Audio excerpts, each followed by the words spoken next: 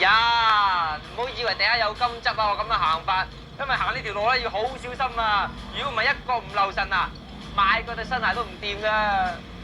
呢度咧就係觀塘成業街啦。由於呢度有個地盤啊，不停咁流出污水啊，咁加埋啲垃圾啊、泥板啊，於是乎搞到呢度烏煙瘴氣啦。咁如果市民冇路好行，唯有咧行出馬路啦，咁就好危險噶嘛。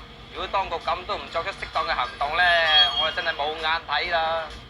我真係戥啲市民擔心，你話一個不留神叉隻腳落去咧，真係唔知點算。係啊，最慘就係啲污水夾埋咗一嚿嚿嘅嘢浮出嚟嗰個慘啊！見到真係唔想食飯。哎呀，唔好講啦，好肉酸啊！嗱，有關嘅當局為咗市民嘅健康，為咗市容嘅整潔，唔該你哋有關當局特別注意我哋提出呢幾個污糟邋遢嘅地方啊！冇錯啦。咁啊，頭先我哋提到咧，我哋要頒發一個特別獎俾邋遢之中最邋遢嘅。咁我哋今日請邊個嘉賓上嚟？就係好關心社會時事嘅華叔啦。啊，華叔，華叔。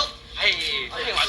多謝你嚟頒呢個獎，請坐，請坐，請坐。好啊，咁凡係有關呢個市民前途嘅事，我都好有興趣關心。多謝你，華叔。咁你有冇選出今晚呢個污糟之中最污糟、邋遢之中最邋遢嘅一個地方？有啊，我諗啊，今晚咧呢個獎咧都係應該咧係頒俾啦嗰個觀塘啊，成業街嗰個污水渠，污水渠咧嗰個渠咧就應該喺地下邊噶嘛，但係呢個污水渠咧就喺個地面上啊，搞到污糟邋遢，咁啊簡直可以講危害市民嘅健康啊！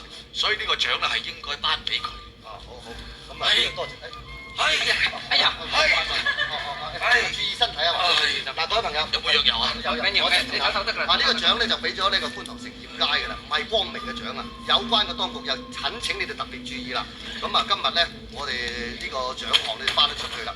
咁啊，各位市民，如果你哋發現你哋有關於居住環境嘅唔衞生啊，影響你哋嘅健康啊，或者係消費上不公平嘅種種情況咧，請即寫信嚟俾我哋廣播道77號城市八爪魚，寫俾我夏雨修。